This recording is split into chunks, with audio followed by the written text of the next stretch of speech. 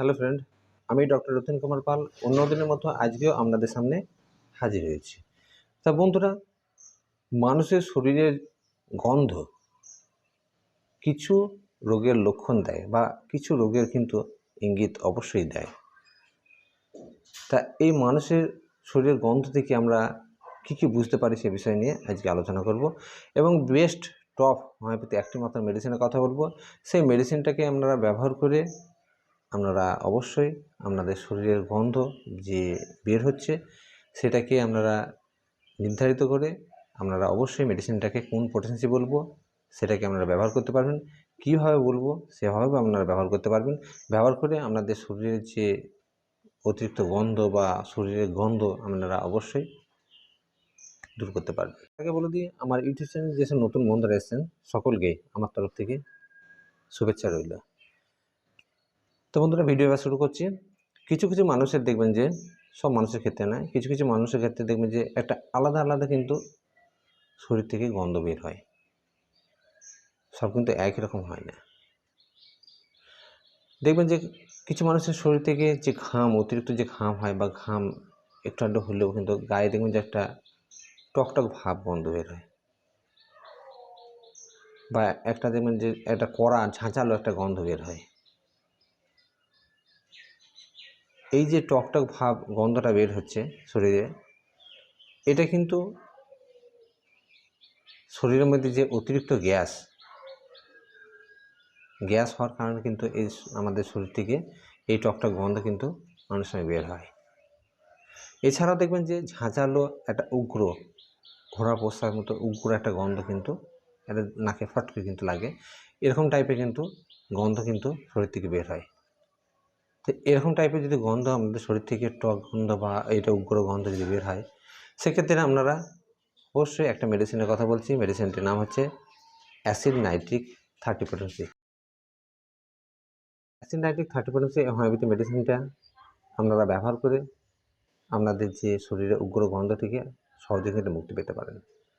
তাই এই মেডিসিনটিকে, এই অ্যাসিড নাইট্রিক 30 পোটেন্সি মেডিসিনটিকে আপনাদেরকে ব্যবহার করতে হবে 2 ফোঁটা করে সামান্য একটু জলে মিশিয়ে দিনে 2 বার সকালে এবং সন্ধ্যায় খালি পেটে আপনারা ব্যবহার করুন। ব্যবহার করলে দেখবেন যে আপনারা এই মেডিসিনটা 2 সপ্তাহ ব্যবহার করলে আপনাদের যে শরীরের যে উগ্র গন্ধ বা ঝাঁঝালো গন্ধ বা টক গন্ধ সেটা কিন্তু আস্তে আস্তে ঠিক হয়ে যাবে। এরপরে যে মেডিসিনটার কথা বলবো, যে আপনাদের পরে যে কথাটা বলবো লক্ষণের কথা, অনেকের ক্ষেত্রে দেখবেন যে ঘামে থেকে একটা ফলের মতো, যে কোনো ফল হোক, ফলের কিন্তু একটা মিষ্টি গন্ধ কিন্তু বের হয়। তাহলে কিন্তু এই মিষ্টি গন্ধটা আপনাকে ইঙ্গিত করছে যে আপনার শরীরের মধ্যে ডায়াবেটিস বা সুগার কিন্তু তৈরি হচ্ছে, বা হাই সুগারে কিন্তু লক্ষণ কিন্তু আপনাকে অবশ্যই দিচ্ছে। তাহলে অবশ্যই যদি আপনার এই যে ঘাম থেকে যদি ফলের মতো গন্ধ বের হয়, তাহলে আপনাকে অবশ্যই ডায়াবেটিক্স বা সুগারটাকে আপনাকে অবশ্যই পরীক্ষা করতে হবে। এই ডায়াবেটিক্স বা সুগার টেস্ট করেন, সাথে সাথে আমি যে হোমিওপ্যাথি মেডিসিনটা বলবো সেই মেডিসিনটা আপনারা অবশ্যই ব্যবহার করতে পারেন। মেডিসিনটির নাম অ্যাসিড নাইট্রিক 30। অ্যাসিড নাইট্রিক 30% এই মেডিসিনটি আমাদেরকে ব্যবহার করতে 2 ফোঁটা করে সামান্য একটু জলে মিশিয়ে দিনে 2 বার সকালে এবং সন্ধ্যায় খালি পেটে আপনারা অবশ্যই ব্যবহার করতে পারেন। ব্যবহার করে আপনাদের যে শরীর থেকে যে একটা মিষ্টি ফলের কিন্তু গন্ধ আসছে, সেখান থেকে আপনারা সহজেই কিন্তু মুক্তি পেতে পারেন। যদি আপনার সুগারের সমস্যা আছে সেখানে কিন্তু অবশ্যই চিকিৎসার প্রয়োজন আছে। এরপরে আপনাদেরকে বলছি, অনেক যে মহিলাদের ক্ষেত্রে দেখবেন যে যৌনদাগ থেকে অনেক সময় প্রচণ্ড গন্ধ বের হয়।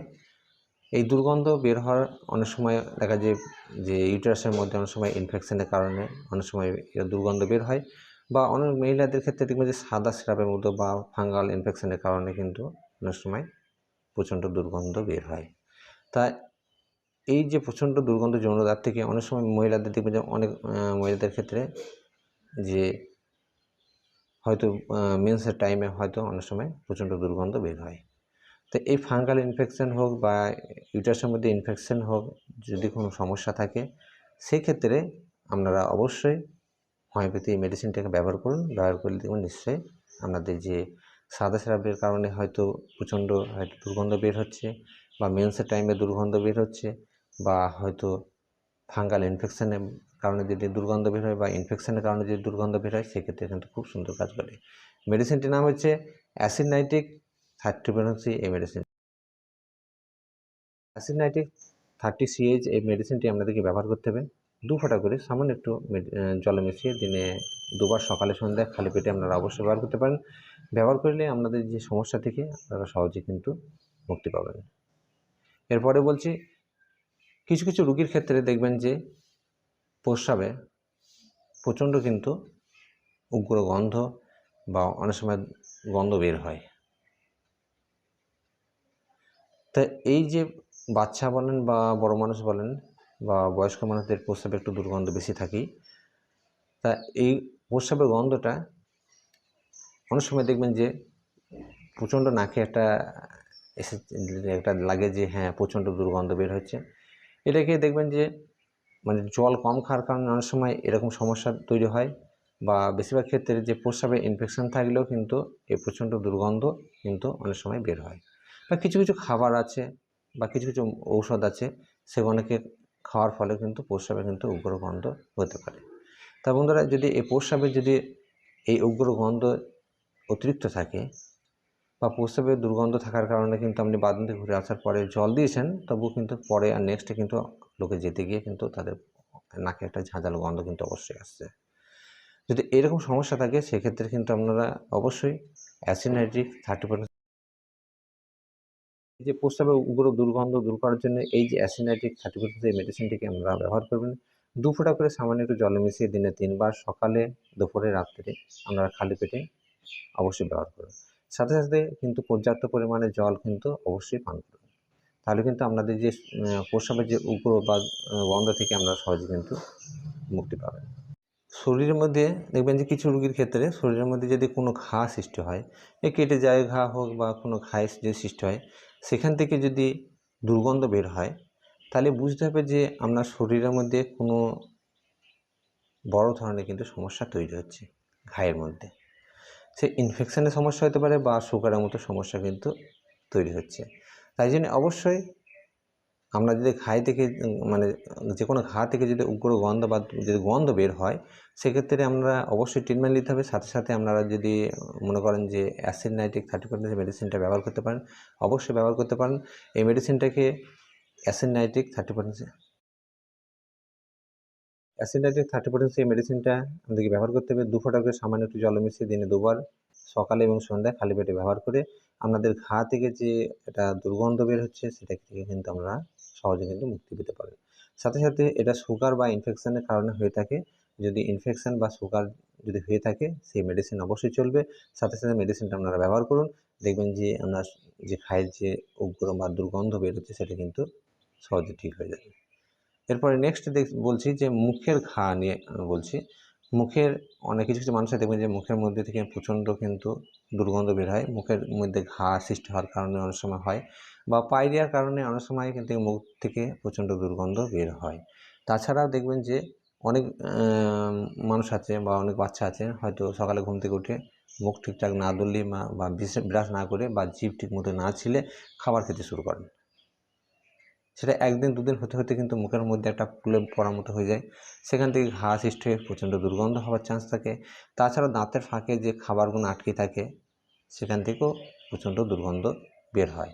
তাছাড়াও অনেক সময় দাঁতে পোকা লাগার কারণে কিন্তু মুখ দিয়ে দুর্গন্ধ হতে পারে। মানে সেখানে একটা পচন সৃষ্টি হয়, তো তার কারণে কিন্তু প্রচণ্ড দুর্গন্ধ কিন্তু মুখ দিয়ে বের হয়। এছাড়াও যদি আমরা টনসিলের মতো যদি কোনো সমস্যা থাকে ভেতরে, সেখান থেকেও কিন্তু টনসিল পাকার ফলে কিন্তু মুখ দিয়ে দুর্গন্ধ হতে পারে। এছাড়াও কিন্তু স্টমাকের যদি অতিরিক্ত গ্যাস জমা হয়, সেক্ষেত্রে মুখ দিয়ে দুর্গন্ধ আসতে পারে। তাছাড়াও আপনাদের যদি স্টমাকের মধ্যে যদি কোনো ইনফেকশন থাকে বা কানে বা নাকের মধ্যে যদি কোনো ইনফেকশন থাকে, সেখান থেকে কিন্তু দুর্গন্ধ বের হতে পারে মুখ দিয়ে। তাই এই মুখের দুর্গন্ধ যদি বের হয়, যে পায়রিয়ার সমস্যা হোক বা ইনফেকশনের কোনো সমস্যা হোক বা আলসারের মতো সমস্যা হোক বা গ্যাসের মতো সমস্যা হোক, সেক্ষেত্রে আপনাকে অ্যাসিড নাইট্রিক 30% মেডিসিনটা ব্যবহার করে আপনারা কিন্তু সহজে কিন্তু এই সমস্যা থেকে মুক্তি পেতে পারেন। ইনফেকশন হবে, সেই ইনফেকশনের অবশ্যই ট্রিটমেন্ট নিতে হবে। আপনাকে ডাক্তারের কাছে গিয়ে আপনাকে অবশ্যই জানতে হবে যে কোন ইনফেকশন আপনার তৈরি হয়েছে। অবশ্যই সেই ইনফেকশন থেকে যদি আপনাদের শরীরে থেকে যদি গন্ধ বের হয়, তার ট্রিটমেন্ট অবশ্যই নেওয়া প্রয়োজন আছে। সাথে সাথে আপনারা যে অ্যাসিনাইট্রিক 30% মেডিসিনটা বলেছি, আপনারা অবশ্যই ব্যবহার করতে পারেন। মেডিসিনটাকে 2 ফোঁটা করে সামান্য একটু জলে মিশিয়ে দিনে 3 বার সকালে, দুপুরে, রাত্রে আপনারা খালি পেটে ব্যবহার করে আপনাদের শরীরের যে অতিরিক্ত গন্ধ থেকে বা মুখের দুর্গন্ধ থেকে বা পায়রিয়ার মতো সমস্যা থেকে বা মুখের যে অতিরিক্ত গ্যাস বা দুর্গন্ধ বা স্টমাকে ইনফেকশনের কারণে বা কান, নাক, গলার যদি কোনো ইনফেকশন হয়ে থাকে টনসিলে, সেখান থেকে আপনারা সহজে কিন্তু মুক্তি পেতে পারেন। তো বন্ধুরা, যদি আপনাদের শরীর থেকে উগ্র গন্ধ বের হয়, সেটাকে কী থেকে হচ্ছে সেটাকে আপনাকে অবশ্যই নির্ধারিত করতে হবে, অবশ্যই তার ট্রিটমেন্ট নিতে হবে। যদি আপনারা সাথে সাথে অ্যাসিনাইট্রিক মেডিসিনটাকে আপনারা ব্যবহার করতে পারেন, তাহলে কিন্তু আপনাদের রেজাল্ট অবশ্যই ভালো পাবেন। তো বন্ধুরা, যদি ভিডিও ভালো লেগে থাকে অবশ্যই লাইক দেবেন। যদি আমার ইউটিউব চ্যানেল নতুন হয়ে থাকেন তো অবশ্যই চ্যানেলটিকে সাবস্ক্রাইব করে পাশের বেল আইকনটি অবশ্যই বাজিয়ে রাখবেন। তো বন্ধুরা, ভিডিও যদি আপনার মনের মতো হয়ে থাকে অবশ্যই নিজের বন্ধুবান্ধব বা আত্মীয়ের মধ্যে অবশ্যই শেয়ার করবেন। সকলে ভালো থাকবেন, সুস্থ থাকবেন এবং নিজের শরীরের প্রতি অবশ্যই খেয়াল রাখবেন।